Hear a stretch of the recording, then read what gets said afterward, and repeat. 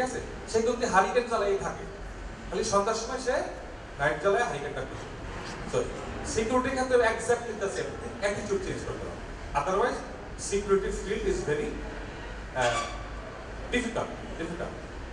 এখন এই attitude change করলে পরে কি হবে? অ্যাটিটিউড চেঞ্জ করলে পরে যেটা হবে সেটা হচ্ছে আপনার ডিমান্ডটা তৈরি হবে, ঠিক আছে? That is very important.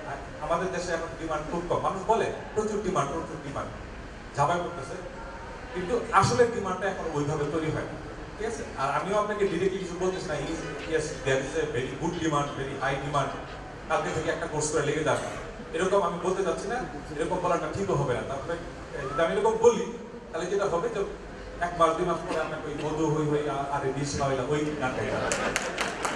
তো ঠিক আছে, ঠিক আছে? এখন আপনার যদি ওইরকম ইনথুসিয়াজম থেকে থাকে যে না আমি সিকিউরিটি দিকে এটা বলতে চাই, তাহলে আপনার প্রথম কাজ হচ্ছে পিপলকে aware so that demand is that is number 1। আপনি যদি মনে করেন যে আপনি এই ডিমান্ডটা তৈরি করতে পারবেন, then you can think about the security, otherwise এটা আপনার জন্য একটু রিস্কি হবে, ঠিক আছে? সিরিয়াসলি ঠিক আছে? আর অ্যাওয়ারনেসটা তৈরি করতে হলে কিভাবে? এক এক জায়গায় এক এক রকম, ঠিক আছে? আপনি সব জায়গায় এক কথা বললে হবে না। যেমন আপনি একটা পেন ড্রাইভ কিনছেন, how many of you have pen drive? Everyone. কেনার সময় কয়জন জিজ্ঞেস করছেন ভেন্ডরকে, যার কাছ থেকে কিনছেন, যে এটার মধ্যে কোনো ম্যালওয়্যার আছে কিনা? একজন, 2 জন, 3 জন। The percentage is very low. That means awareness is not there. Yes? Farid ভাইয়ের কাছে ক্ষমা চেয়ে নিচ্ছে আগে। আজকে আমরা যে প্রেজেন্টেশন দেখলাম, ফরিদ ভাই যেটা দেখাইছে সেটা হচ্ছে যে 2017 এর রোড ম্যাপ। সেখানে সিকিউরিটি কয় নম্বরে ছিল? 66, ঠিক আছে? But thanks to him because he has already considered, but scope is there. আমরা আরো উপরে উঠতে চাই, আমাদের সিরিয়ালটা আরেকটু উপরে উঠতে চাই, হয়তো 18তে যে আরেকটু উপরে উঠতে চাই। We have hope. আরেকটা জিনিস, প্রথমে কি ছিল ট্রেনিং এর? প্রথমে mobile application development, app development in Android. ওটা যদি secure app development in Android হতো তাহলে আমরা আরো বেশি খুশি হতাম। So this is how you need to create the awareness. ঠিক আছে? You have to think, always think, keep in mind that security is a concern. যে কোনো কিছু আপনার লাইফে যাই করেন না কেন, always ask your mind whether is there any short security or not. তাহলে দেখবেন যে অ্যাওয়ারনেসটা ক্রিয়েট হয়েছে। আপনি আজকে এমডি স্যারের কাছে যাচ্ছেন, এমডি স্যার বললো যে দেখো তো এটার মধ্যে একটা ফাইল আছে, এটা একটু কপি করে দাও। এমডি স্যারের কাছে আপনি নিয়ে কি করেন? জাস্ট ইউএসবি পোর্টটাতে ঢোকায় আপনি জাস্ট ওপেন করে খেল খতম, তাড়াতাড়ি, মানে ওইখান থেকে আসলে করে বাঁচুন এই টাইপের। না, ইউ শুড নট। আপনি একটু জুড়ে বলেন স্যার আমি একটু স্ক্যান করে তারপরে আপনার এই কোড নেয়, তাহলে তার মাথায় ঢুকলো, ও আচ্ছা ঠিক আছে, সেটা সিকিউরিটি অ্যাওয়্যার, এবং ওইটা তার মনে থাকে, ওটা তার মনে থাকে। তো আপনি রাইট টাইমে রাইট মেসেজটা তাকে দেওয়ার চেষ্টা করবেন, ঠিক আছে? আর সব জায়গায় যায় একই কথা বলবেন না, এক কথা ডিফারেন্ট ওয়েতে বলবেন, তাহলে দেখবেন যে সিকিউরিটি অ্যাওয়ারনেসটা ক্রিয়েট হয়েছে। ঠিক আছে? অ্যাওয়ারনেস ক্রিয়েট হলে আপনার ডিমান্ড এমনিতেই পাবেন, ঠিক আছে? সো আমি আর নিজের থেকে কিছু বলতে চাচ্ছি না। If you have any question then I will give the response the next time. Thank you very much. Thank you Faruk ভাই। 5 মিনিট সময় ছিল, আপনি 4 মিনিট 9 সেকেন্ডে শেষ করেছেন। আমরা চেয়েছিলাম আপনি আরো একটু বলেন, এদিকে আপনার কাছে আমরা আবার আসবো। Thank you very much. আমি আপনাদের আলোচনার মধ্যে একটা জিনিস বুঝলাম যে আপনারা সিকিউরিটি নিয়ে মোটামুটি প্রবীণদের কাসপারিসকে এমন দিয়ে খাওয়াই দিছে, সবার কাছে এখন ভয় ঢুকাই দিছে সিকিউরিটি না হলে হবে না। যাই হোক, আমি সিকিউ ফোরাম থেকে এবং এখন একটা নতুন অ্যালায়েন্স হয়েছে, ইনফরমেশন সিকিউরিটি অ্যালায়েন্স, সেটা basis, BCS, CQ forum, ICT ministry, prime minister অফিসের A2I এবং সব স্টেক হোল্ডারদের নিয়ে আমরা একটা সিকিউরিটি অ্যালায়েন্স করেছি। তো আজকে যদি চিটাগাং আইটি প্রফেশনাল অ্যাসোসিয়েশন রাজি থাকে, আমরা এখানে একটা সাইবার সিকিউরিটির উপর অ্যাওয়ারনেস প্রোগ্রাম করে দেবো।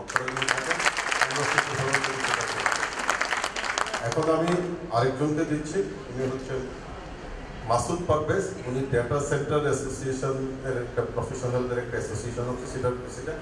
তো ডেটা সেন্টার, আমরা যে এত কিছু সিকিউরিটির কথা বলছি, আমরা ক্লাউডের কথা বলছি, মোবিলিটির কথা বলছি, ইন্টেলিজেন্সের কথা বলছি, অ্যানালিটিক্সের কথা বলছি, কিন্তু এই সব কিছু যেটার উপর রান করে, যে ডেটা সেন্টারের উপর, এই ডেটা সেন্টারটা কিন্তু একটা ভাইটাল রোল প্লে করে। এখানে যারা কাজ করে এদের কেউ দেখে না, এরা যেগুলো কিছুর পিছনে কাজ করে, বা ডেটা সেন্টারটা যদি ঠিক না থাকে, ডেটা সেন্টারটা যদি প্রপারলি করা না হয়, তাহলে কিন্তু সব কিছু আপনার শেষ। এই ডেটা সেন্টার প্রফেশনালসদের প্রেসিডেন্ট মাসুদ পারভেজকে আমি অনেকদিন ধরে চিনি। এই ডেটা সেন্টার নিয়ে সব জায়গায় অ্যাওয়ারনেস এবং অনেক বড় বড় কাজ করেছে। আমি মাসুদকে রিকোয়েস্ট করবো এই ডেটা সেন্টারের প্রসপেক্ট, কেরিয়ার এবং চ্যালেঞ্জেসগুলো কি আছে এগুলো যেন একটু হাইলাইট করবো। Thank you. প্রথমে আমি ডিসিআইএর পক্ষ থেকে এসসিআইটিভিকে ধন্যবাদ দেব যে তারা আমাকে ফার্স্ট প্ল্যাটফর্ম দিয়েছিল চিটাগাংয়ে। তো আমি যখন কোম্পানি তৈরি করার প্রথমত 1 বা 2 মাসের মধ্যে আমি একটা প্রোগ্রাম করেছিলাম এখানে। তো আজকে তাদের বয়সও 1 বছর, আমার কোম্পানির বয়সও প্রায় 1 বছর 1 মাস হয়েছে আর কি। ওই জন্য ধন্যবাদ তারা প্ল্যাটফর্ম দেওয়ার জন্য, আমার উপর ট্রাস্ট রাখার জন্য। আর আলোচনা শুরু করার আগে একটু বলে নেব যে সিপিও ফোরাম হচ্ছে সকল সিপিওদের অর্গানাইজেশন, তাই না? তো তারা হচ্ছে আইটির গার্ডিয়ান। তো তাদের সাথে মানে আমরা একসাথে কাজ করতে পারি, আমরা আসলে অনেক আনন্দিত। ডেটা সেন্টারে আমি আসলে তখন আগ্রহী বলি, কারণ আমি যখন একটা ব্যান্ডারে ছিলাম অনেক যেতাম তার কাছে কাজের জন্য। তখন এনসিসি ব্যাংকের সিপিও ছিল, অনেকদিন এনসিসি ব্যাংকের ছিল, এবং ওনার ডেটা সেন্টার এখন কাজ চলতেছে, এবং আমি যে কোম্পানিতে ছিলাম তারাই কাজ পেয়েছে। তো ইন বিটুইন আমি কোম্পানি করার পরে, প্ল্যাটফর্ম পাওয়ার পরে, আমি এখন বাংলাদেশ ব্যাংকের ডেটা সেন্টারের প্রজেক্ট ম্যানেজমেন্ট কোম্পানির কাজ পেয়েছি, সার্টিফিকেট করার পর ইনশাআল্লাহ। বিকাশের আমি কনসালটেন্ট। তো আমি যখন বিকাশের কনসালটেন্সির কাজটা পাই, তখন আমি ফার্স্টে জিজ্ঞেস করলাম আপনার কনসালটেন্ট কেন নিচ্ছেন, মানে what is the output of the consultant. সে আমাকে বলেছিল যে এই কোশ্চেনের আনসারটা আমি আপনাকে 6 মাস পরে দিব। এখন আমি জানি, আমি আনসার জানি যে আলটিমেটলি কেন তারা কনসালটেন্ট নিয়েছিল। সো আমি যখন ব্যান্ডর থেকে এসে কনসালটেন্সির ফর্ম শুরু করি, তখন আমাকে অনেকেই বলেছিল যে আপনি কি করতেছেন, বোকামি করতেছেন, আপনি যদি আমার প্রোডাক্ট সেল করতেন আপনি অনেক ভালো করতেন, মার্কেটে আপনার অনেক ফুটপ্রিন্ট আছে। বাট আমার অনেকদিনই ইচ্ছা ছিল যে আমি সবার সাথে অ্যালায়েন্স হিসেবে কাজ করব। তো যেটা হয়েছে যে হয়তো ব্যাংকের হলে সবার সাথে কাজ করতে পারতাম না, এখন যেটা কনসালটেন্ট হওয়াতে সবার অ্যাক্সেসটা পাচ্ছে। তো আমার ফার্স্ট কোশ্চেন আপনাদের কাছে প্রথম হচ্ছে যে চিটাগাং থেকে আমি জানি অনেক সিমেন্ট এক্সপোর্ট হয়, অনেক রড এক্সপোর্ট হয়, ডেটা সেন্টারের মার্কেটের অবস্থা এখানে এরকম কেন? আপনার ডেটা সেন্টারকে কেন গুরুত্ব দিচ্ছেন না? আপনাদের বাংলাদেশের ফার্স্ট কোলোকেশন ডাটা সেন্টার যে করেছে ইসমাইলি গ্রুপ, কোলো সিটি, তার সেটা ঢাকাতে আছে, চিটাগাংয়ে নাই কেন? তো আপনারা যারা কোম্পানিগুলো রিপ্রেজেন্ট করতেছেন, আমি আশা করি ইনশাআল্লাহ খুব তাড়াতাড়ি চিটাগাংয়ে কোলোকেশন ডেটা সেন্টার হবে। চিটাগাং ডেটা সেন্টার মানে চিটাগাং থেকে আপনার ডেটা সেন্টার সার্ভিস করে দেবেন। তো চ্যালেঞ্জ, অপরচুনিটি সবই আছে, বাট আপনারা আজকে এসসিআইটিভি যে ইনিশিয়েটিভ নিয়েছেন, আমার কাছে মনে হচ্ছে ঢাকাতে ডেটা সেন্টারের সমস্যা থাকতে পারে বা চিটাগাংয়ের সমস্যা থাকবে না। এর কারণ হচ্ছে আপনারা যদি কানেক্ট করতে পারেন এবং সেটা যদি লার্ন এবং শেয়ার করতে পারেন, তাহলে সমস্যা থাকবে না। আমি যদি কেস স্টাডি বলি, মনির ভাই আছে এখানে, মনির ভাইকে অনেক ইনসিস্ট করেছে আমরা সার্টিফিকেশন নেওয়ার জন্য। আমি যখন ফার্স্ট সিটিসিপি করেছি অনেক আগের কথা, তখন আমি খুব বেশি ডেটা সেন্টার নিয়ে কথা বলতাম। দেন যখন সিটিসিএস করলাম, সিটিসি করলাম, সিটিডিসি করলাম, দেন সিটিসিএমপি করলাম, আফটার এবিসি করলাম, এটিএস করলাম, এখন আমি কোনো কথা বলি না ডেটা সেন্টার নিয়ে। কারণ ফেসবুকে একদিন দেখলাম যে যারা কম জানে তারা কথা বেশি বলে, আর যারা বেশি জানে একটু জ্ঞানের স্টেজে আসে তারা কথা কম বলে। আমি নিজেকে একটু জ্ঞানী মানতে চাই। আচ্ছা, সেটা হচ্ছে আমাদের আসলে আমি যেটা আমি পুরো একদিন ক্লাস মানে সেমিনার করেছিলাম ডেটা সেন্টার। আজকে ডেটা সেন্টার কি সেই কথা বলে কাউকে বোর করতে যাচ্ছি না, বাট এখনো আমরা ডেটা সেন্টার এবং আইটি সার্ভার রুম এই ডিফারেন্সিয়েটটা আসলে এখনো বুঝি না। ডেটা সেন্টার আমি যেটা বলি 4 কি কনস্ট্যান্ট, 4টা যে 4C আমাদের আর্কিটেকচার, আমাদের স্পেস আর্কিটেকচার, আমাদের যারা আমি আজকে আস্তে আস্তে বলছিলাম যে আমাদের রিহাবের সাথে কাজ করা উচিত, কারণ যে বিল্ডিংগুলো হচ্ছে সেই বিল্ডিংগুলো আইটি এনেবল বিল্ডিং না, এখানে কাজ করা উচিত। এটা হচ্ছে অনেক বড় একটা চ্যালেঞ্জ আমাদের জন্য। কুলিং আসলে আমাদের বাংলাদেশের ডেটা সেন্টারগুলো এত ছোট ছোট ডেটা সেন্টার, যেখানে ইভেন আমরা ডিএক্স ইউজ করি, কুলিং আমাদের জন্য বড় চ্যালেঞ্জ না। আমাদের জন্য আরেকটা বড় চ্যালেঞ্জ সেটা হচ্ছে পাওয়ার, কারণ আমাদের পাওয়ার প্রচুর পরিমাণ ফ্লাকচুয়েশন করে, power is not stable. So এখানে আমাদের পাওয়ার ডেভেলপমেন্ট বোর্ডের সাথে কাজ করা হচ্ছে। আজকে আমি এই কথাগুলো বলতেছি কারণ এখানে অনেক রিপ্রেজেন্টেটিভ আছে যারা আইটি পলিসি এবং যারা পলিসি মেকার তাদের সাথে কাজ করে, এই মেসেজগুলো যাতে তাদের কাছে যায় আর কি। দেন আরেকটা যেটা বলবো যে আমরা অ্যাওয়ারনেস প্রোগ্রামের জন্য সামিট করি, ডেটা সেন্টার টেকনোলজি সামিট, যেটা গত বছর করেছে, সিডিও প্রোগ্রাম ছিল, এসসিআইডিবি ছিল, এবং এসসিআইডিবি একটা অনেক বড় গ্রুপ ঢাকাতে গিয়েছিল। এবার আমরা করতেছি সেটা হচ্ছে 15 এবং 16 তারিখ, এবার করতেছি আমরা বিআইসিসিতে, এবং আমি আশা করি আমাদের যতগুলো সোসাইটি আছে সব সোসাইটি এবার অ্যাক্টিভলি আমাদের সাথে থাকবে। আচ্ছা, সো ডেটা সেন্টারের আসলে আমি যদি অপরচুনিটি বলি, অনেক অপরচুনিটি। আপনারা জানেন যে আমাদের গভর্নমেন্ট হাইটেক পার্কে এখানে বাংলাদেশের ওয়ার্ল্ডের 7 লার্জেস্ট টিয়ার 4 ডেটা সেন্টার করছে। এর থেকে বড় অপরচুনিটি আর কি হতে পারে বলুন? আমাদের দেশে ওয়ার্ল্ডের 7 লার্জেস্ট টিয়ার 4 ডেটা সেন্টার হচ্ছে, যেখানে আমি যতটুকু জানি তখন স্যার মনে ছিল সেই কমিটিতে।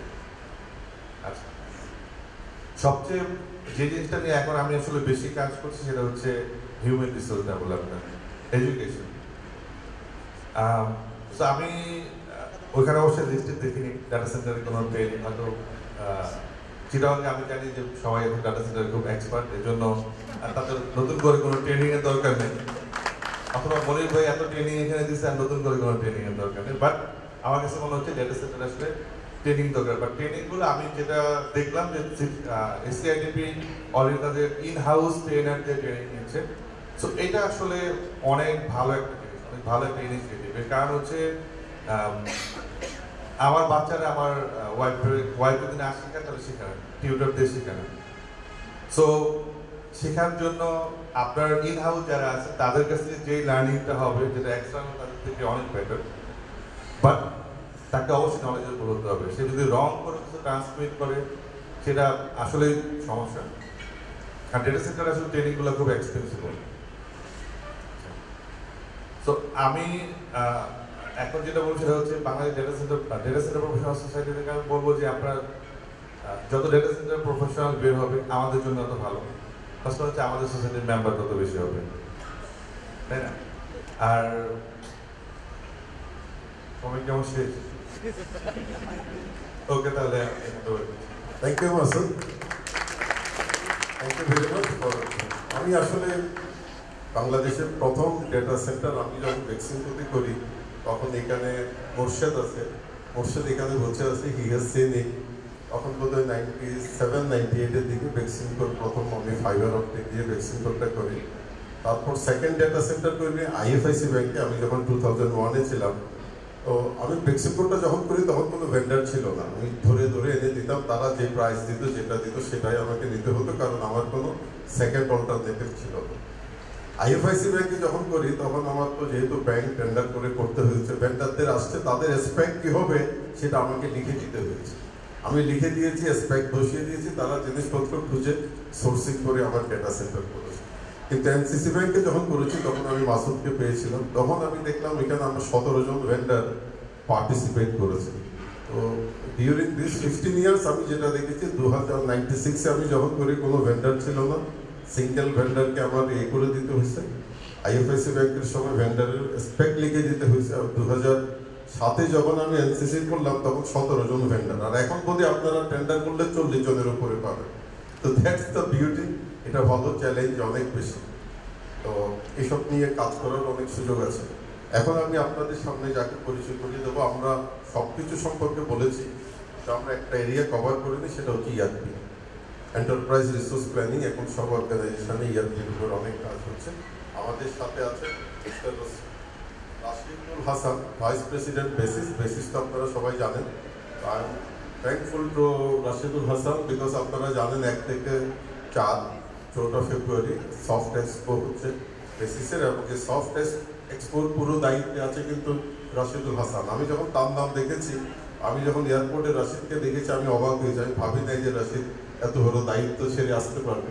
তো thanks Rashid for coming, and what we will expect from you, you have a vast experience on ERP and you are the one of the leading vendor of ERP home and abroad. So we would like to know from you what are the challenges you see and what are the opportunities you see in the ERP area. Thank you, Topaka. Assalamu alaikum and good evening. First of all, I want to thank SCITP, especially Farid Bhai, Mahin Bhai এবং vice president এখানে আছেন আমাকে সুযোগ দেওয়ার জন্য। আমি প্রথমে বলে রেখে আমি বেসিক্যালি কিন্তু ব্যাকগ্রাউন্ডে থাকার লোক, সামনে সচরাচর আসি না, আপনারা জানেন আমি একটু পিছন থেকে কাজ করি। I basically wear 3 hats. One is first of all আমি একজন প্রফেশনাল আপনাদের মতোই আইটি প্রফেশনাল অ্যান্ড আমি একজন এন্টারপ্রেনার। আমার দুটো কোম্পানি আছে, একটাতে আমরা ইয়ারপি নিয়ে কাজ করি, আপনারা সবাই হয়তো শুনে থাকবেন Prism ERP Divine IT Limited, and সিস্টেকে আমরা সারা এই যে গার্মেন্ট ইন্ডাস্ট্রি যেটা হচ্ছে আছে সারা বাংলাদেশ সবগুলি ফ্যাক্টরিকে আমরা অটোমেশন করছি। It's a large project. তো ওই দিক থেকে চিন্তা করলে 3টা পেইন আমার আছে বেসিক্যালি, 3 ধরনের পেইন। এক ধরনের পেইন হলো being a professional IT professional, সেটা একটা পেইন, এন্টারপ্রেনার হওয়ার পর আরেকটা পেইন, এবং থার্ড যে হেডটা আসলে আমি এখন ক্যারি করি গত 5 বছর থেকে, সেটা বেসিসের সাথে যুক্ত থেকে, বেসিসের সাথে যুক্ত থেকে আসলে ইন্ডাস্ট্রির পেইনটা আসলে দেখি। মানে তখন ইন্ডাস্ট্রির পেইনটা যখন আমি দেখি তখন আমার পেইনটা আসলে আমি ভুলে যাই যে আসলেই আমরা আসলে কোথায় আছি, কোথায় যেতে চাই, কি করতে চাই, গভর্নমেন্ট আসলে কি করছে, আমরা আসলে কি করছি, আসলে আমাদের ডেস্টিনেশন কি হবে, সবকিছু আসলে ওভাবে চিন্তা করতে হয়। তো আমি পার্সোনালি আমাদের এই কারেন্ট গভর্নমেন্টকে আমি ধন্যবাদ জানাই যে আসলে ওনাদের গত টার্মের যে ভিশন ছিল, ভিশন যেটা ডিক্লেয়ার করেছিল ডিজিটাল বাংলাদেশের ডিক্লারেশনের কারণেই কিন্তু একটা আইটিতে একটা বুমিং আসলে হয়েছে বাংলাদেশে, যেটা আমি পার্সোনালি বিলিভ করি। আর এই জন্য আমি গভর্নমেন্টকে ধন্যবাদ জানাই সব জায়গায়। আর আরেকটি বিষয় সেটা হলো যে এই যে ডিজিটাল বাংলাদেশ আসলে বলেছে, সেই ডিজিটাল বাংলাদেশের সাথে মিলিয়ে আসলে তাল মিলিয়ে আমরা আসলে জিনিসগুলো